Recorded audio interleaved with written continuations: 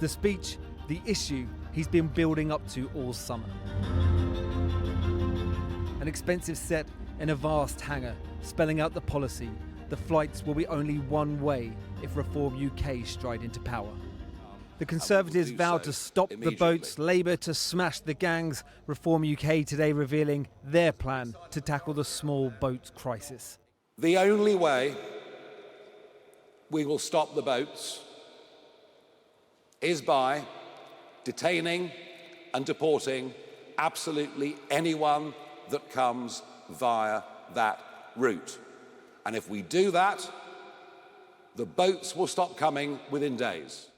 That will require building detention centres for 24,000 people, centres which people would not be allowed to leave. Reform would offer payments to countries like Afghanistan to enhance signing up to a returns policy. And to enable it all, we have to leave the ECHR. We have to repeal the Human Rights Act. We will, for a 5-year period, disapply the 1951 Refugee Convention and any other barriers. This isn't just a crisis, say Reform. They described it as this. What other word could possibly describe what has been going on? It is an invasion, as these young men illegally break into our country. In all, Reform say these policies would cost £10 billion, but that's not the number they're concerned most with. There have been a record number of people who claimed asylum in the past year, more than 111,000. Under Labour, forced returns are coming back up. In the year ending in June, there were just over 9,000, an increase of 25% on the previous year. But those numbers are dwarfed by the number of people arriving by small boats, more than 50,000 in the last 12 months since Labour took power. Yet more people who were prepared to risk their lives arriving to the UK today. Yesterday, 659 people arrived on 9 boats. This is a crisis successive governments have been fighting the tide on. A short while after Nigel Farage left the stage, the Prime Minister felt the need to post these pictures on social media with the message, if you come to this country illegally, you will face detention and return. As for the Tories, imitation is the sincerest form of flattery. The fact is, Nigel Farage is copying our homework. We put out a deportation bill in May. The stuff that actually works and what he said has come from there. Illegal migration, though, is a political wind that seems to favour Reform, even in traditionally Labour seats, like the Home Secretary's constituency in West Yorkshire. I wouldn't vote for him, but some of his ideas are right. Don't get me wrong, I'm not racist. But how many people have we got on streets here as own people, queuing up at food banks and that, and they're coming over in a dinghy? I think that's a good idea. Donald Trump's done it. It's just evil, mate. It's just evil. It's fascism. Fascism is on the rise. Beyond the rhetoric, though, there are potentially devastating real-world consequences. There is a realistic possibility that if you go forward with this, there might be a case where someone arrives in the UK by a small boat, you send them back to the country from which they came, and they will be tortured or killed because of a decision that you've made. How does that sit with you? Well, the alternative, of course, is to do nothing. I mean, that's the very clear alternative, is we just do nothing. We just allow this problem to magnify and grow. We cannot be responsible for all the sins that take place around the world. It's just literally impossible. Is it possible? Can they do what they're saying? Well, look, Parliament is sovereign, but we have checks and balances. Under English common law, yeah, this is the basis of being English. You know, Sir John Fortescue in 1417, in praise of the laws of England, said torture is against the common law. So to be able to, you can't legislate against the common law in such a way which will rip up the English constitution. Now, I'm sure Reform Party members would not want to do that as well. If we get to the point where we have a Nigel Farage government and they do what they say they will do, the courts will intervene. This morning, Nigel Farage painted a picture that sounded incredibly simple for a crisis that has proved anything but to the governments of the last decade. The power of not being in power, though, to be judged more on your rhetoric than your results. Well, shortly before we came on air, I spoke to the Home Office Minister, Lord Hanson, and I asked him what he made of Nigel Farage's plans. His plans are quite simply, Kathy, off the wall. They're not deliverable, they're not supportable, and they're not things that we can actually, from a government's perspective, deliver on or support. He is making plans which would mean that we're spending money that we haven't got on things that we can't deliver and deporting people back to countries which they've escaped from and have claimed asylum for, and which will be, sending people back, women and children particularly, to countries like Afghanistan where there's going to be great danger to them and to their children. But some people have heard echoes of the National Front in the 1970s. Do you share that recollection? Well, I'm not going to get into whether Nigel Farage equals the National Front. The key thing for me is we need a deliverable plan. I'm not in the business of making sound bites for 4 years hence. I'm in the business of trying to deliver effective plans for this government to achieve change on some of the real issues that we've inherited from the past government. But the reason why you're not going there, is it because you're worried that in order to call him far right, you're calling some of the country far right? No.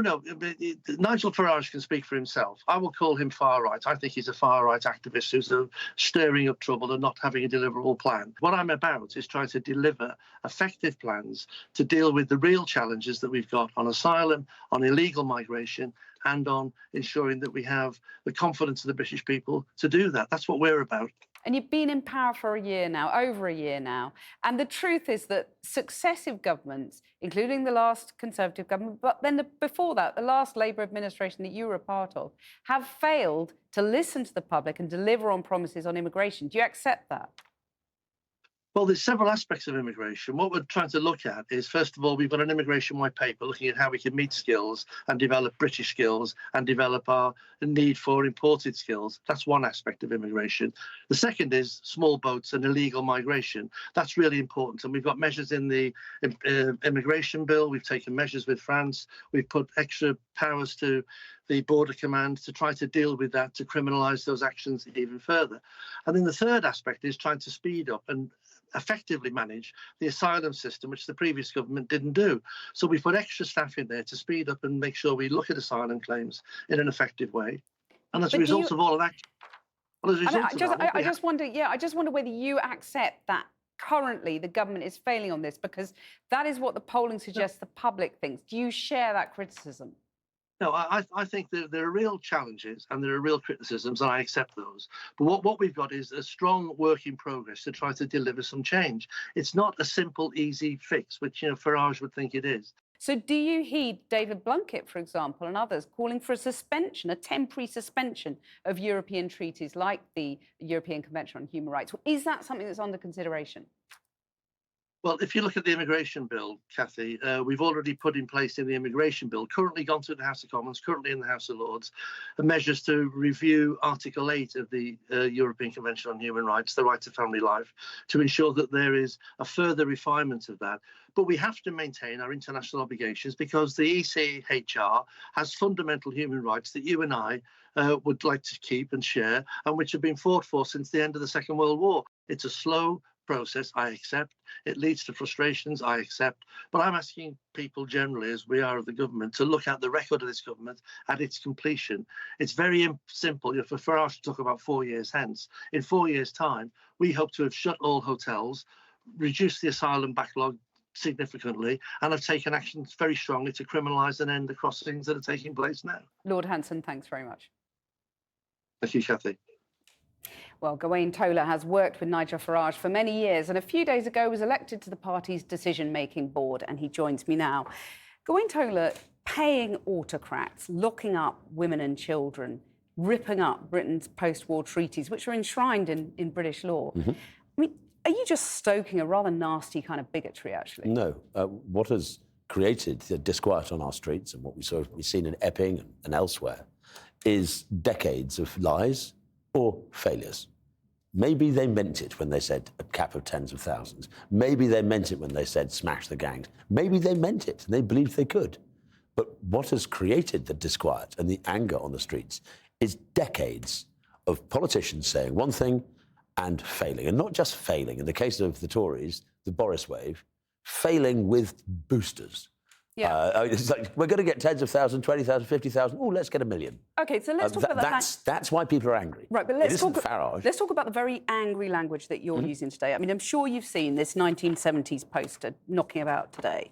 I hadn't, but OK. Right. Make Britain great again. Yep. Stop immigration, start repatriation. I mean, it's a National Front leaflet, but it could be yours, couldn't it? And you've got Graham Stringer, Labour MP, saying leave the ECHR. That's slightly different. The things back in the 70s or whenever, the Blair Peach period or something of this sort, we were talking about, we literally were talking tens of thousands. The average between 47 and 97 of people arriving on these shores was under 50,000 people. So that kind of language is OK now, but it wasn't OK then. What is OK? What is not OK now is the current situation, the complete change, the delivery of falsehood on the part of our leadership, of our governments, of our parties. What you have had time and time and time again is promises, and one. But does that make it OK to speak the language of the far right? Well, to deport people who arrive here illegally. Is that far right? Well, actually, your leader is talking about... David Blunkett. No, I'll come on to David Blunkett in a minute, but your leader is talking about deporting children who were born in the UK, the children of illegal migrants. Do you support that? In the end, that is their choice. If I'm deporting the adults... choice. They were if I'm born deporting here. the adults, I would hope that the adults will want their children to go with them. I would hope. We would like to see, and he makes it very clear during today's press conference, that a lot of this becomes voluntary. If we say, you cannot come here illegally, and we will detain and deport you, then that is the only way to stop the boats. And we know, and you know, and everybody else knows, that we've had a 50% increase in that way of crossing the channel and that way of arriving here under Labour. The only way to do that is not to smash the gangs, because if there are still incentives for people to come, the gangs will pop up like Hydra. But you're talking about deporting British citizens, children who were born here. They haven't got any choice. The sort of the anchor baby idea and all the rest of it. Well, I'm sorry, the parents do have to take some responsibility for their own children, do they not? But you're not uneasy about this kind of... Look, I would love this country to go back to its traditional way of always being welcoming to those in trouble around the world. But the system has been ripped the mick out of by so much and to such a degree that the native decency of our people has broken. And that is not their fault. That is the fault of the politicians. Let's talk about decency then, because how do you think this sounds to a member of the Windrush generation or someone from Afghanistan or Eritrea who's facing torture or even death? We are not responsible for the whole world's problems. We are responsible for the people of this country. How does somebody who served our country and is living on the streets feel about the hostels and the hotels being provided for people who arrived here on the boat? We don't know who they are undocumented. In some cases, they've been arrested for alleged terrorist activities. And yet our own ex-servicemen still sleep on the streets. How do they feel?